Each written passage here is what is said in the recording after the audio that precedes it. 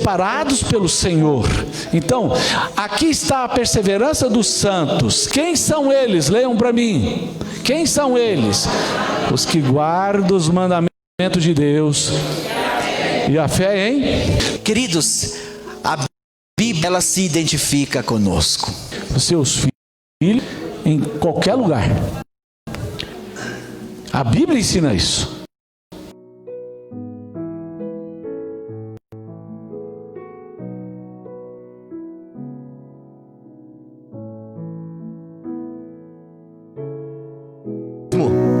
Nada pode te separar do amor de Deus. Nem sei como está a sua fé ou a sua confiança em Deus, ou como está o seu relacionamento com Deus.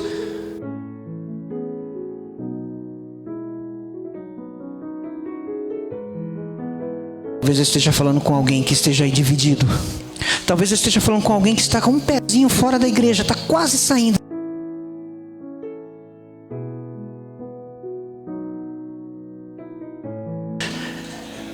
Porque a palavra de Deus diz que hoje o Espírito Santo está falando com todo ser humano.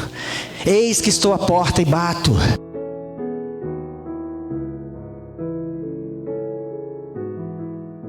Que o lugar deles é dentro do reino de Deus. Quem? O Rei da Glória. Quem é o Rei da Glória? O Senhor forte e poderoso, o Senhor poderoso nas batalhas. Levantai, ó portas, as vossas cabeças, levantai, ó portais eternos, para que entre o Rei da Glória, o Senhor dos exércitos. Ele. Olá, boa noite. Você que está aqui pessoalmente, seja bem-vindo. Que Deus abençoe a sua vida, que você possa receber a presença do Santo Espírito de Deus nessa noite.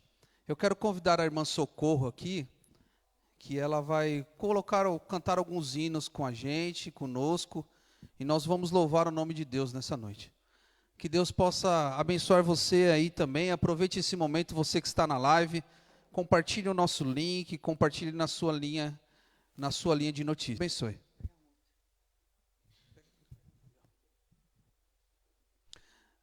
Também siga a nossa página no YouTube, compartilhe no WhatsApp. Que Deus abençoe você. Quase não lá, né? Uma boa noite para você que está aqui, para você que está também na sua casa. Que juntos possamos louvar a Deus. Nós aqui, você aí também no mesmo espírito. E cante também, por favor. Nós estamos quase não lá, falta só um pouquinho. E nós sabemos que o nosso Mestre virá nos buscar. Amém, irmãos?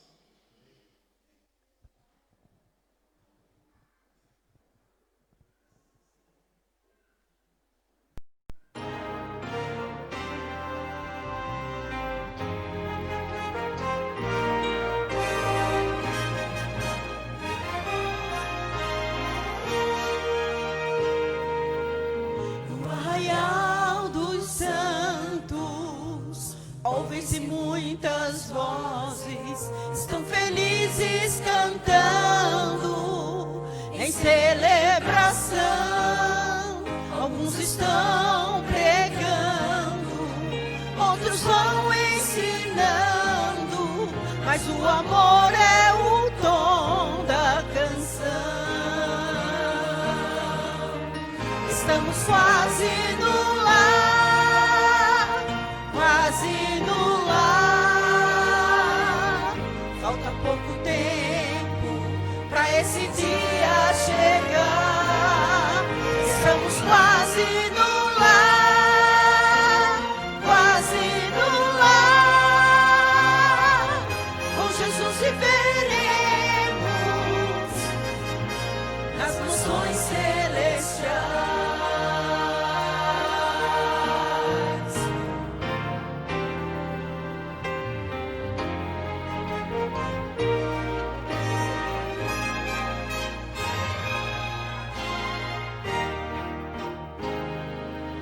Jesus está voltando, vamos falar a todos. Enfim está chegando a libertação. Devemos ter coragem de viver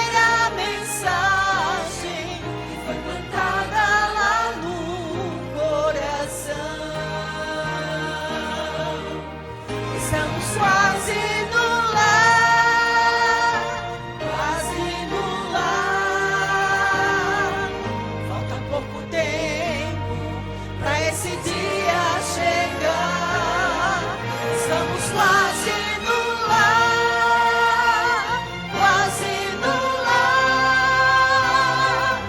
Com Jesus viveremos nas mansões celestiais.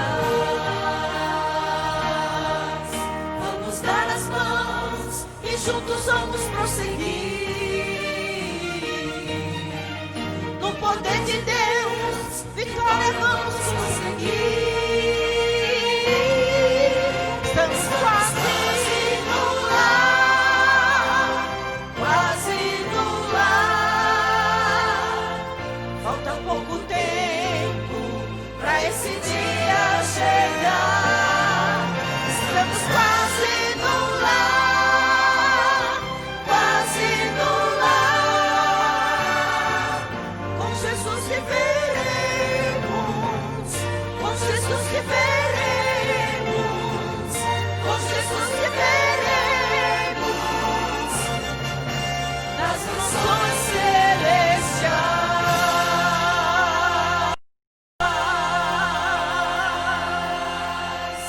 Amém? Agora, no próximo hino, eu quero convidar a igreja a se colocar em pé. E a você que está na sua casa, que você também possa se colocar, se não se colocar em pé, mas se coloque na presença de Deus. Precisamos nos colocar na presença de Deus, pois sabemos que Ele está voltando. Então, vamos nos fortalecer cada dia.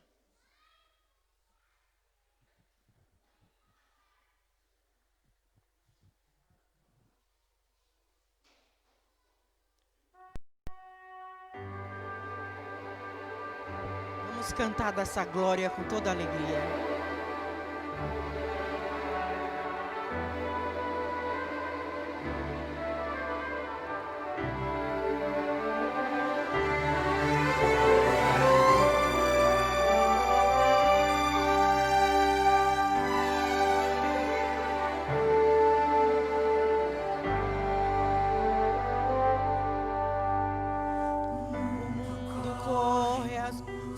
Do sucesso e a vida em tanta guerra se desfaz. O homem sonha as glórias do progresso, mas anda velozmente para trás. Só Deus concede a glória verdadeira. Só nele a vida tem real valor. É Ele quem promete um mundo novo, sem medo, sem tristeza, sem rancor.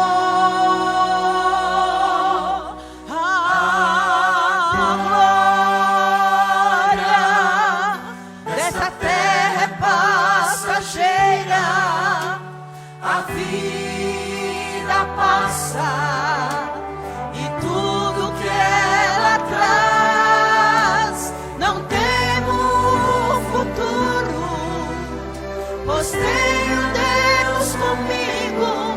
Pode cair o mundo, estou em paz.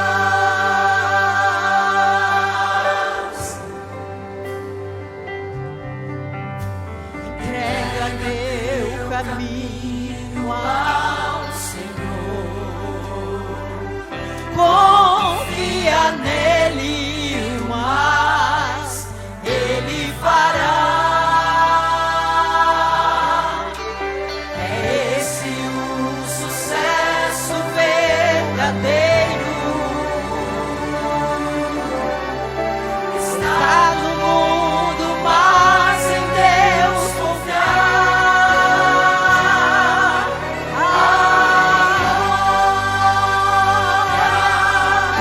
Essa terra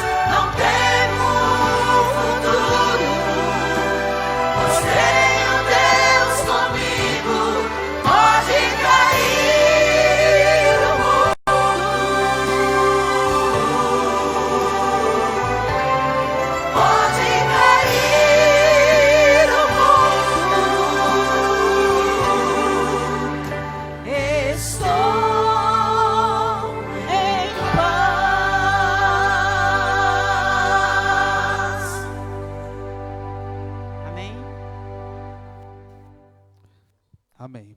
Boa noite. Vamos orar a Deus. Querido Senhor, nessa noite nós pedimos a presença mais uma vez do Seu Santo Espírito entre nós. Que possamos ouvir a Sua voz aí do céu e que a nossa vida possa ser por Ti, Pai. Nós oramos em nome de Jesus. Amém. Amém. Boa noite para você, que eu não chegou agora e que eu não dei. Hoje eu estou muito feliz porque ontem várias pessoas decidiram pelo batismo, onde foi uma linda festa. E eu quero dar um abraço, estou vendo que eles estão aqui. Sandra, boa noite, Sandra. O irmão Walter também, um irmão muito abençoado, disse que vai ser um evangelista. Amém? Amém. Eu quero dar uma boa noite para você que está aqui também, Valmir, que estou vendo aí, Cris, que está ao seu lado, o Fernando também que está assumido, né, Fernando? A Valdirene, que está ali atrás. Seja bem-vinda, Valdirene.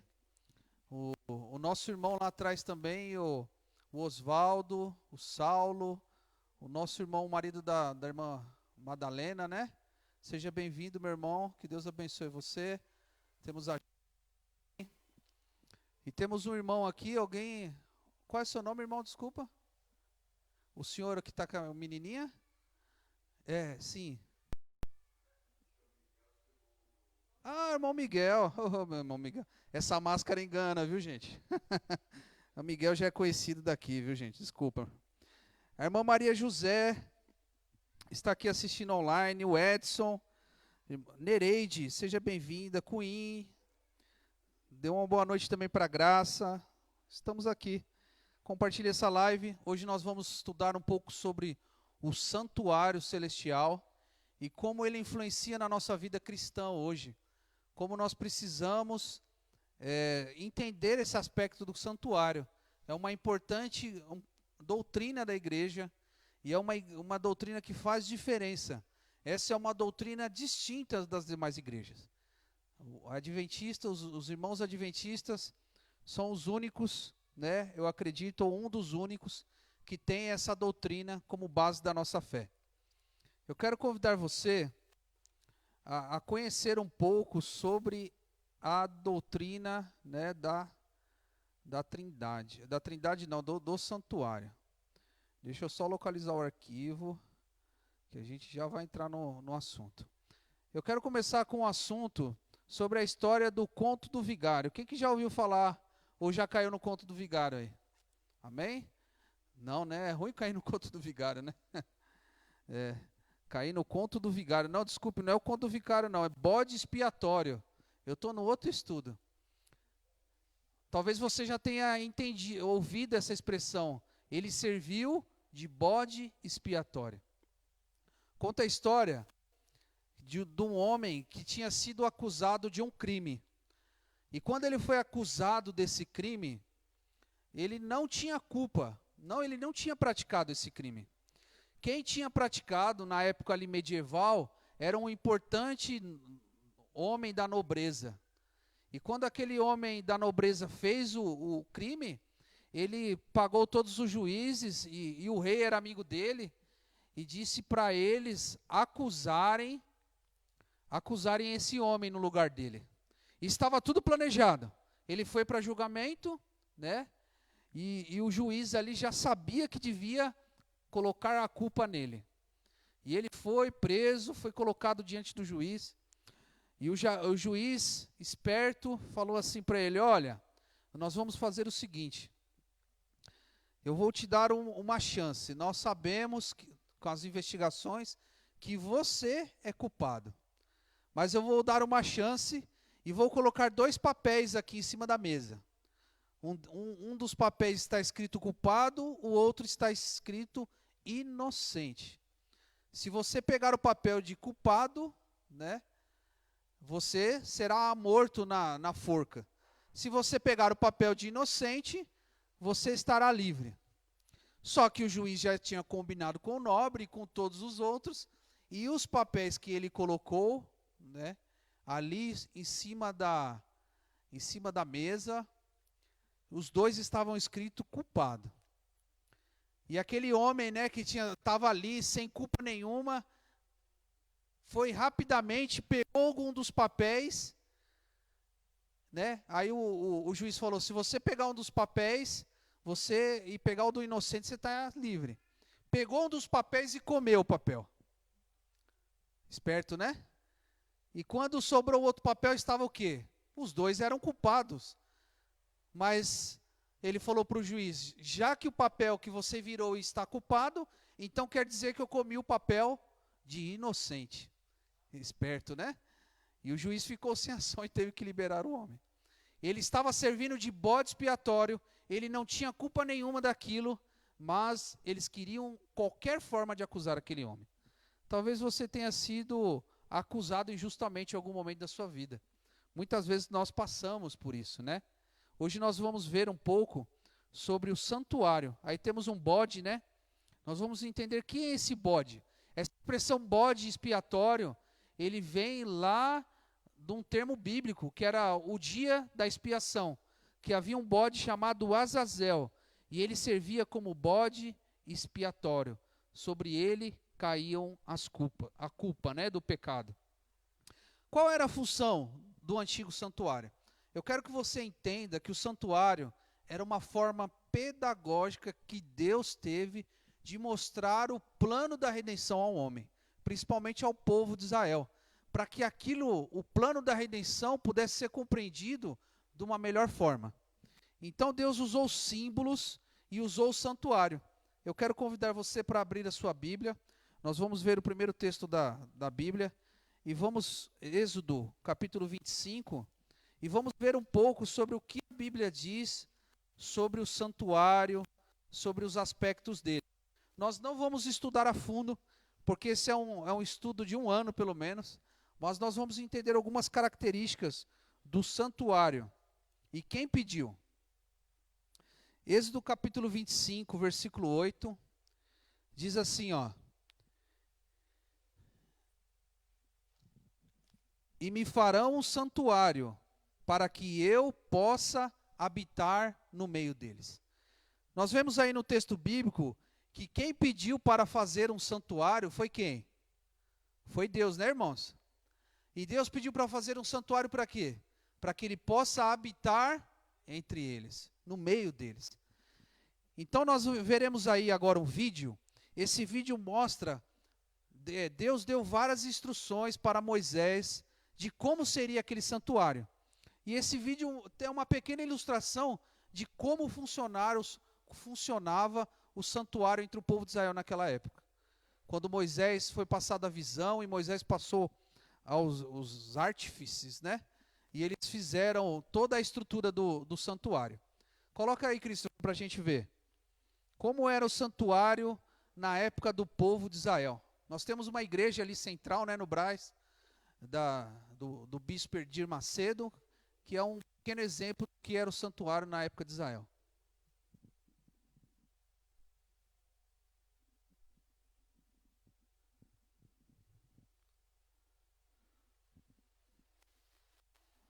Conseguiu?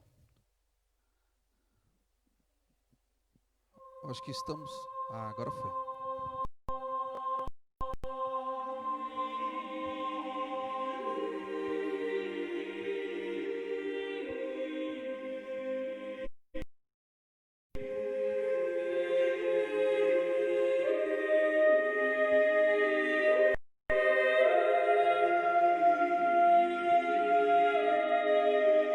Vocês estão vendo o altar de sacrifício, onde era queimado o sacrifício ao Senhor.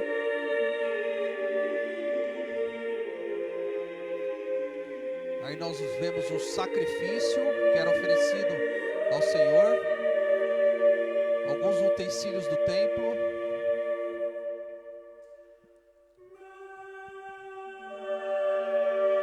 Aí depois do sacrifício, o sacerdote, nas pontas do altar, passava o sangue do animal sacrificado.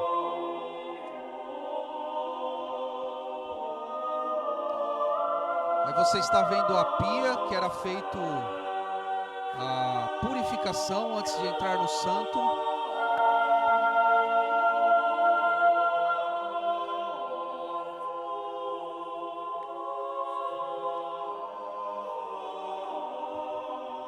Agora o personagem está entrando dentro do local santo. Havia 2 repartimentos no templo que Deus deu o modelo a Moisés. E ali temos alguns utensílios, né? Temos a menorá ao lado esquerdo, que era o candelabro, e tinham 7 pontas.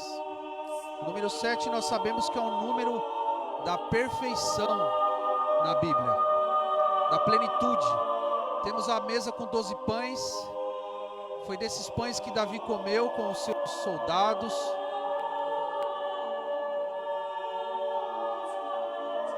Esses pães são verificados todos os dias para ver se tinha mofo nele e eram trocados a cada 7 dias. Eram oferecidos as orações e os sacrifícios, a oferta. Essa que sai do incensário representa também as nossas orações que chegam ao céu. Diante E aí nós temos a Arca da Aliança. Sob a Arca da Aliança nós temos 2 anjos que estão também perto de Deus. E no meio desses 2 anjos se manifestava a presença de Deus, chamado de Shekinah. E dentro da arca nós temos as tábuas dos 10 mandamentos, que simbolizam o caráter de Deus. Temos o bordão de Arão, que simboliza a condução de Deus, e a condução de Deus para o seu povo. Esse é um exemplo para vocês não ficarem perdidos de como funcionava o templo. Então nós vemos aí na próxima imagem alguns locais, né? Então, pelo lado de fora, o pecador trazia o seu sacrifício. E quando o pecador trazia, ele trazia até perto do altar. E ali dentro do templo trabalhavam os levitas, que era uma tribo direcionada do povo de Israel para apenas fazer esse trabalho. Você está vendo aí também o altar, né? Temos a área do pátio. E dentro daquela estrutura daquela tenda, tínhamos 2 repartimentos. O local santo e o local santíssimo.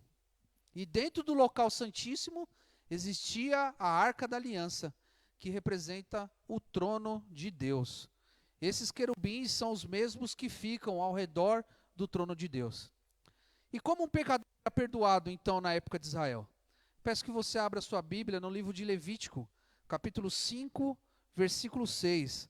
Nós veremos o que a Bíblia diz sobre esse aspecto, como era feito. Levítico, capítulo 5, versículo 6. Aqui diz o seguinte: como sua oferta pela culpa, pelo pecado que cometeu, trará ele ao Senhor do gado miúdo, uma cordeira, uma cabrita, como assim o sacerdote por ele fará expiação do seu pecado. Então o pecador, como funcionava? O pecador trazia aquele animal que era pedido sem mácula ou sem defeito, que simbolizava Cristo, e ele colocava aquele animal perto do santuário e apresentava, e o levita, o sacerdote, ele examinava aquele animal. Engraçado que ele examinava o animal e não o pecador. Ele examinava o animal para ver se não tinha defeito. E muitas de nós, às vezes, analisamos quem? O pecador. Começamos a ir para a igreja e analisamos o irmão que está em pecado, que está errando. Nós não analisamos o sacrifício, que é Jesus perfeito. Depois de analisado, o pecador colocava a sua mão sobre o sacrifício, e o pecado dele era transferido para o animal, simbolizando Cristo, que ele viria morrer na cruz. Então ele colocava a mão sobre o animal e o pecado ficava sobre o animal. E quando ele saía, ele estava sem o pecado, porque ele havia deixado o pecado para trás. E assim deve acontecer na nossa vida. Quando nós pedimos perdão para Deus, nós deixamos o pecado para trás. Nós não continuamos acariciando esse pecado em nossa vida. Nós confessamos a Deus e deixamos o sacrifício, o pecado. Depois o que acontecia? Eles levavam, ofereciam sacrifício, e durante esse sacrifício que era diário, todos os dias era feito pelo sacerdote, pela manhã e pela tarde. Então o que simbolizava aquele sacrifício? A transferência do pecado do pecador para o animal. Assim nós pedimos perdão em nome de Jesus, nós estamos transferindo o nosso pecado para Cristo Jesus, que morreu na cruz por cada um de nós. E como foi feito o projeto do santuário? No livro de Êxodo 25, versículo 9 e 40, e Hebreus 8:5, eles nos elucidam, né, um pouco sobre esses detalhes. No livro de Êxodo fala assim, vê, pois, que faça tudo segundo o modelo que foi te mostrado no monte. E Paulo diz ali aos Hebreus, as quais ministram em cópia e sombra das coisas celestes. Então esse modelo que foi dado a Moisés, não foi um modelo que Deus projetou naquele momento. Ele mostrava um modelo daquilo que existia no céu. Por esses textos, nós podemos ver que sempre existiram, pelo menos naquela época, hoje já não, porque o sacrifício de Cristo foi um sacrifício, nós vamos ver para frente, foi consumado, não teve necessidade mais do santuário terrestre, mas nós vemos que há distinção de 2 santuários, pelo menos nessa época bíblica. O livro Em Busca da Esperança, na página 63, diz assim, o santuário do céu, no qual Jesus ministra em nosso favor, é o grande original do qual o santuário foi construído por Moisés. Era uma cópia. A exemplo do santuário terrestre, que tinha 2 compartimentos, o santo e o santíssimo, existem 2 lugares sagrados no santuário celestial. A arca contendo a lei de Deus, o altar de incenso e os outros utensílios que estavam no santuário terrestre, também tem sua parte correspondente no santuário celestial. Então o modelo que foi mostrado a Moisés é o modelo que havia no céu. É importante você entender isso.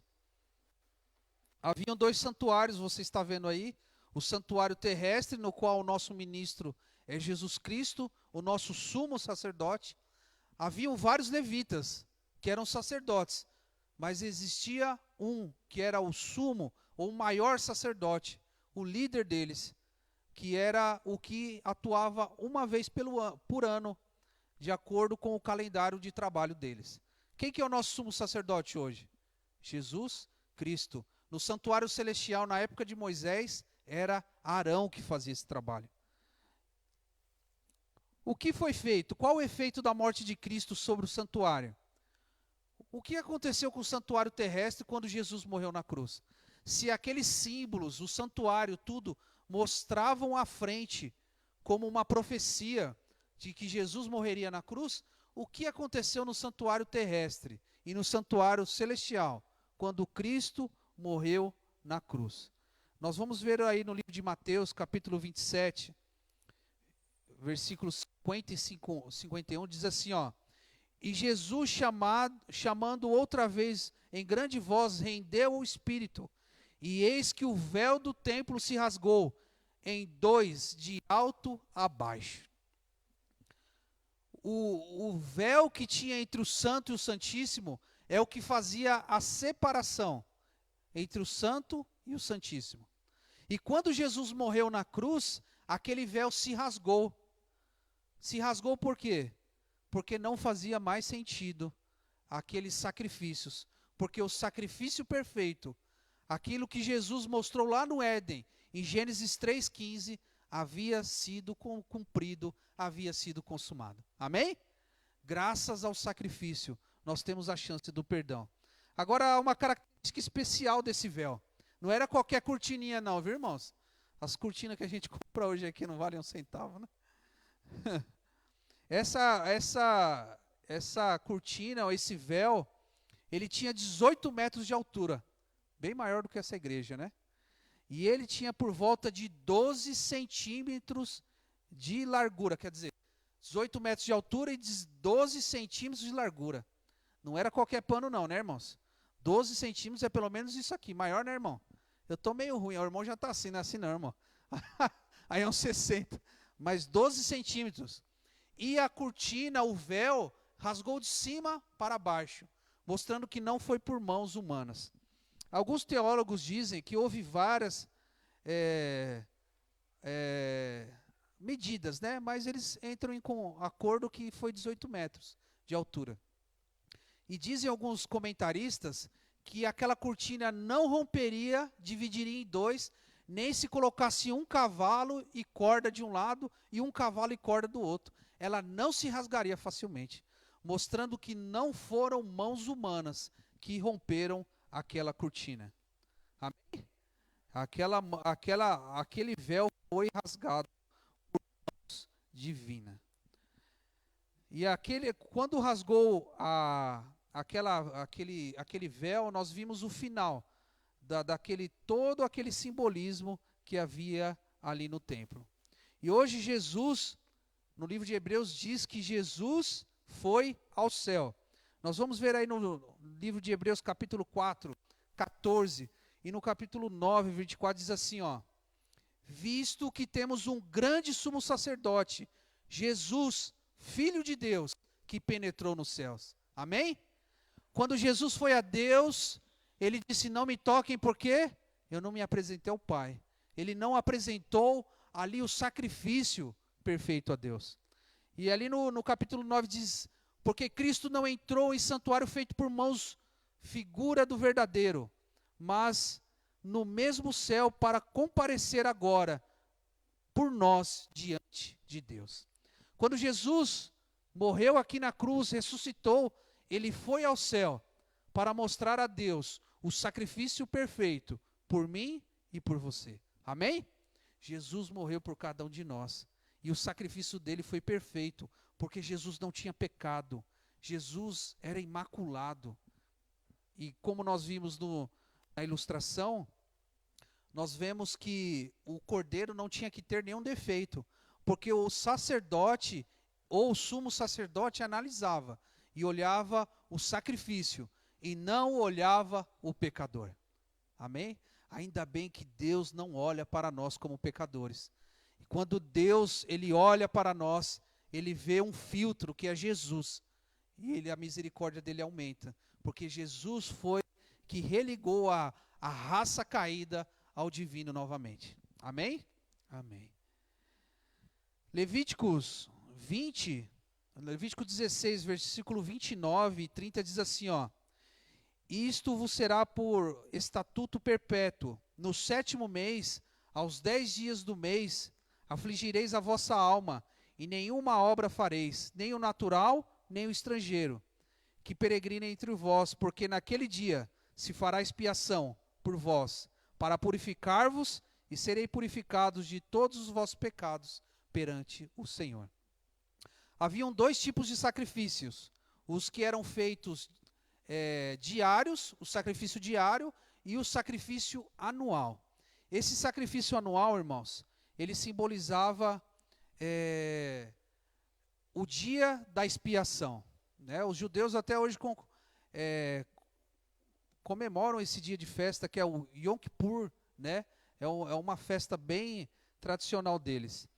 Como era feito? Todos os dias o pecado era transferido para o cordeiro e do cordeiro para o santo. E os sacerdotes não entravam, nem o sumo sacerdote, no Santíssimo durante o ano. Então o sacrifício era colocado diante do altar. Então aquele pecado ficava o quê? Depositado ali no santo. Mas Deus falou que uma vez por ano devia ser feito o procedimento da expiação. E que as pessoas deviam afligir a sua alma, porque Deus limparia aquele pecado do santuário terrestre.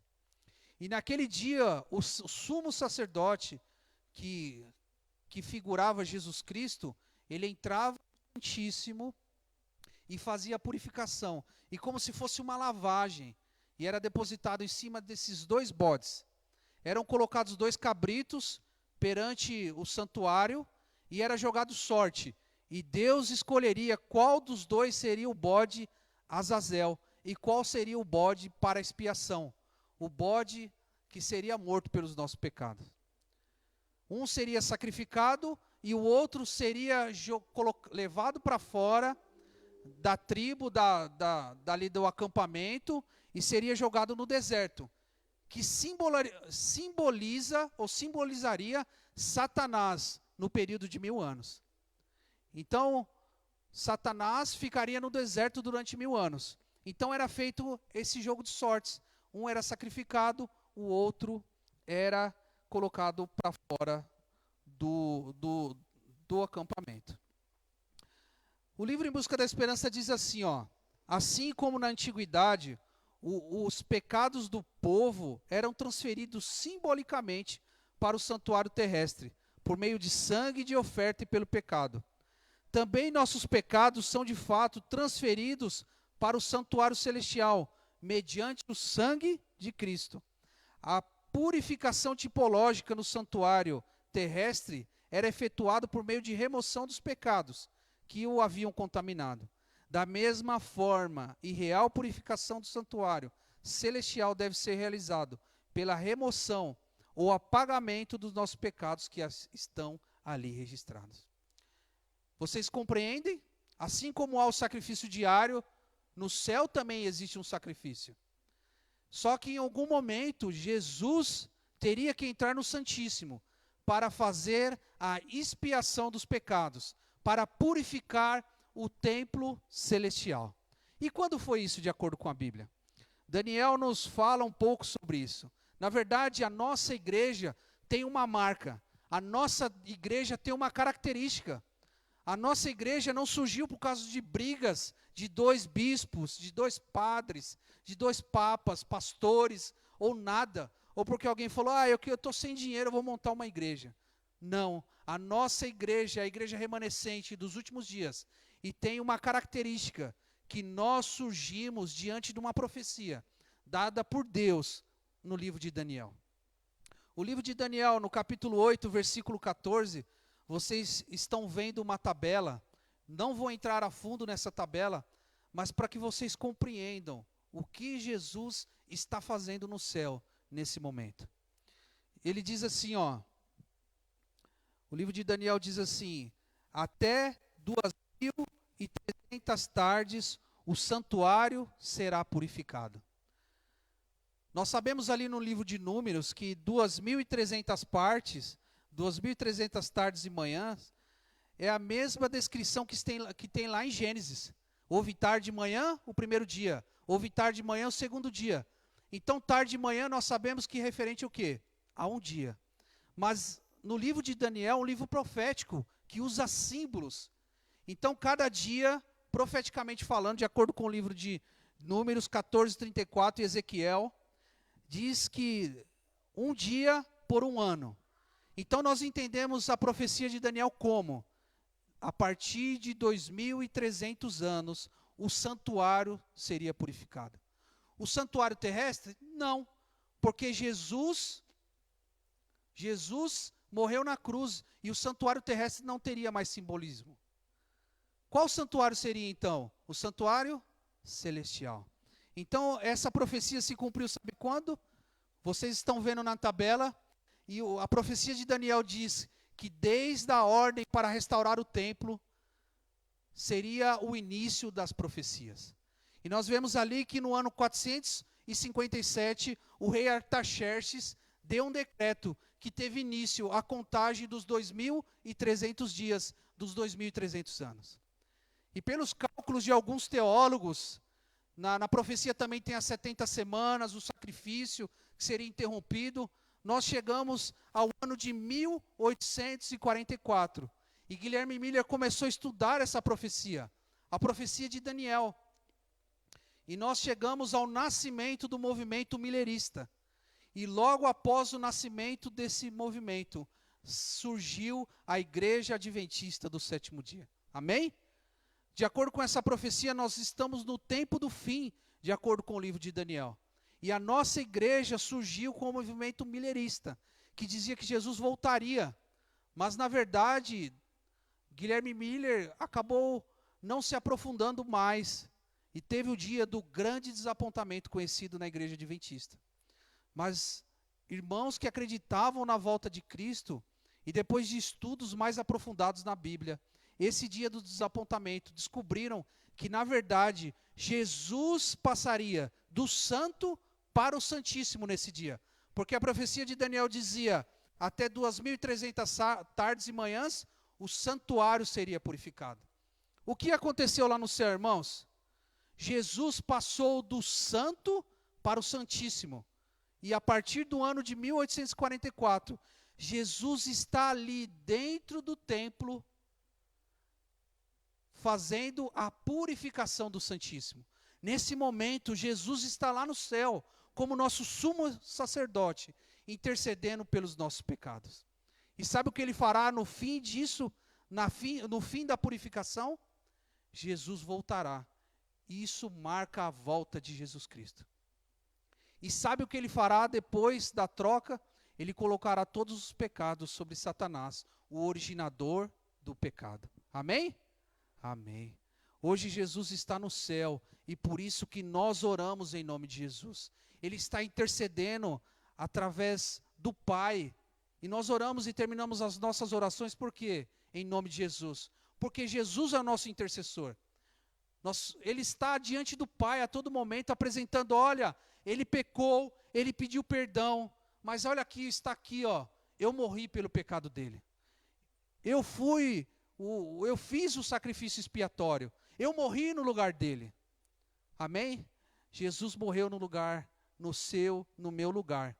O meu e o seu pecado foram pagos lá na cruz e estão como marcas eternas na mão de Jesus Cristo. O livro Busca da Esperança diz que em 1844, com o fim dos 2.300 dias proféticos, já fazia séculos que o santuário terrestre já não existia. Portanto, o santuário celestial era o único que poderia ter sido mencionado na declaração de Daniel, até 2.300 tardes e manhãs, e o santuário seria purificado. Eu queria que você entendesse pelo menos duas coisas nessa noite. Nós passamos apenas por cima no santuário, nas profecias. Primeiro eu quero que você entenda que essa igreja é uma igreja séria. É uma igreja que não surgiu por vontade humana. Ela tem uma ligação com João e o livrinho que aponta para o grande desapontamento. Porque eles esperavam que Jesus voltasse no ano de 1844. Mas Jesus não voltou. E como João, o livrinho em Apocalipse diz que o livro era doce na boca, mas foi amargo quando desceu ao estômago. Mas apesar do desapontamento daquele dia, muitas pessoas permaneceram firmes e construíram essa igreja que é do movimento profético, é a igreja remanescente dos últimos dias. Seria a última igreja antes da volta de Jesus Cristo. Essa igreja não nasceu por vontade humana, mas por vontade divina.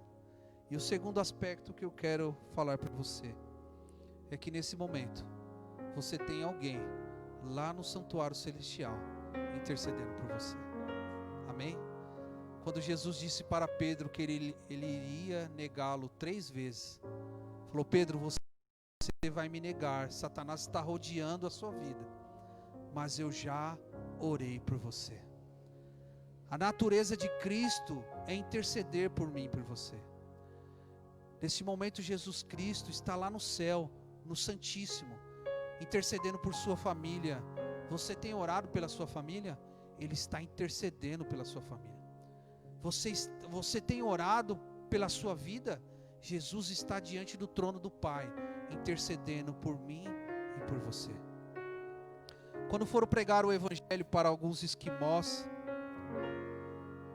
os evangelistas tiveram um problema, porque não existia a definição de perdão na linguagem dos esquimós.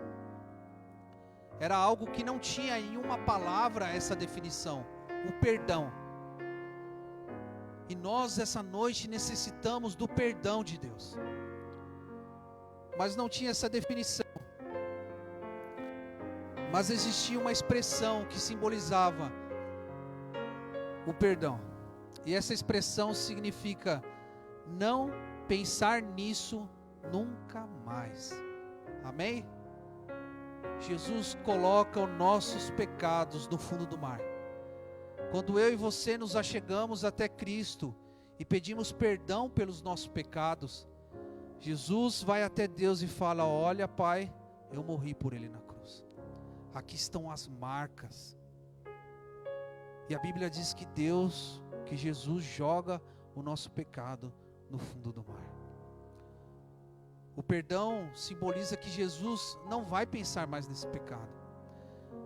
Eu e você nessa noite precisamos aceitar o perdão divino.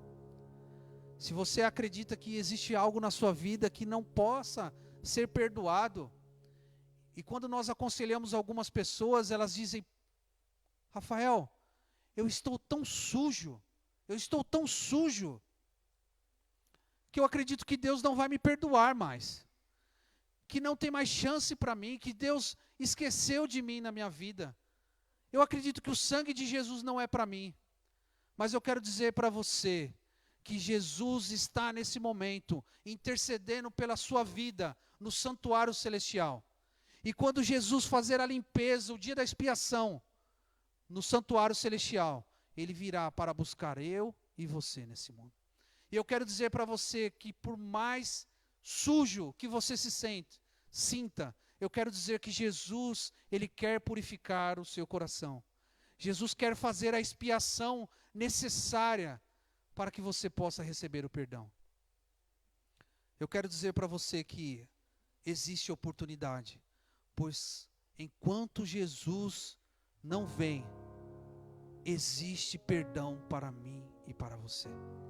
Existem duas formas de nós recebermos o perdão: até o último dia da nossa vida e até a volta de Jesus Cristo.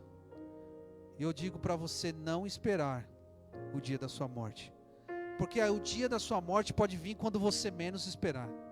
Eu convido você a se achegar, como Paulo diz no livro de Hebreus: achegai-vos confiadamente ao trono de graça, para que possais alcançar misericórdia em tempo oportuno. Jesus pode lavar os seus pecados, o sangue de Cristo pode modificar a sua vida. E você está ainda pensando se vai ou não entregar a vida a Cristo? Ontem tiveram por volta de 20 pessoas que se entregaram aos pés de Jesus Cristo. Foram renovados, foi dada uma nova vida, uma nova folha, uma folha em branco. E só Jesus Cristo, através do seu sangue expiatório, pode fazer isso por nossa vida. Eu quero saber de você que está aqui nessa noite: quem aceita o sangue do Filho de Deus como forma expiatória pelos nossos pecados? Amém.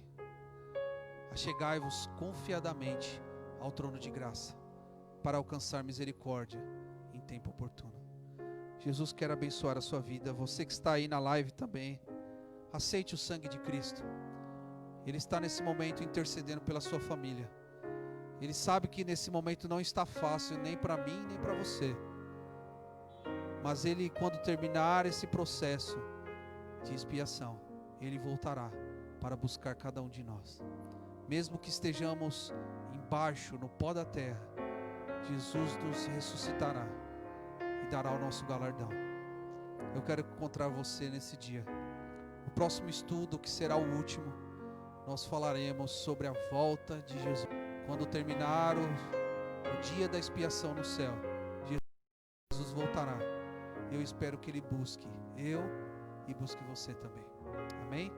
Eu quero convidar você que está aqui para nós levantarmos, para nós orarmos, que eu quero orar pela sua vida nessa noite. E você que está na live, está aparecendo um telefone, um QR Code. Eu quero orar por você. Aceite o sangue de Jesus como sacrifício pelos nossos pecados. Querido Deus, o Senhor usa de várias formas para falar conosco. O Senhor usou um símbolo do santuário para mostrar o tamanho do sacrifício que seria feito por cada um de nós na cruz. Muitas pessoas estão me ouvindo, estão aqui, Pai, e não se sentem dignas do sangue do seu Filho na cruz. Mas nós sabemos que nesse exato momento, Ele está aí, diante do seu trono, levando as nossas orações. E o Espírito Santo leva as nossas orações como um cheiro suave perante o trono de Deus. E Ele oferece o sacrifício de Cristo na cruz. E assim o Senhor aceita a nossa oração. E nessa noite nós pedimos que o seu Santo Espírito, o seu Filho amado, interceda por nós diante do trono. Tenha misericórdia de cada vida, Pai, que ainda não se entregou aos seus pés. Que o Senhor possa transformar essa vida, essa família, para que elas possam, Pai, receber o seu galardão, receber a segunda vinda de Cristo e viver uma vida eterna ao seu lado. A Bíblia diz que o Senhor começou pelos que estão mortos. Em qualquer momento, o nosso nome pode estar diante de Deus sendo julgado. Tenha misericórdia dessa alma, Pai, dessa vida que está sendo julgada nesse momento. Que o Senhor possa interceder por cada família, por cada filho, cada pai que está longe dos seus caminhos. Nós oramos, entregamos nas mãos do nosso amado Jesus Cristo e oramos no nome dele. Amém. Que Deus abençoe a sua vida nessa noite, que você possa aceitar o sacrifício de Cristo na cruz. Ele disse: está consumado. E Ele dirá um dia na sua vida: está consumado. Que você possa ser aceito diante do trono de Deus como inocente pelo sacrifício de Cristo. Que Deus abençoe a sua vida. Uma boa noite. Até quarta-feira, às 8 horas. Olá, obrigado pela sua visita.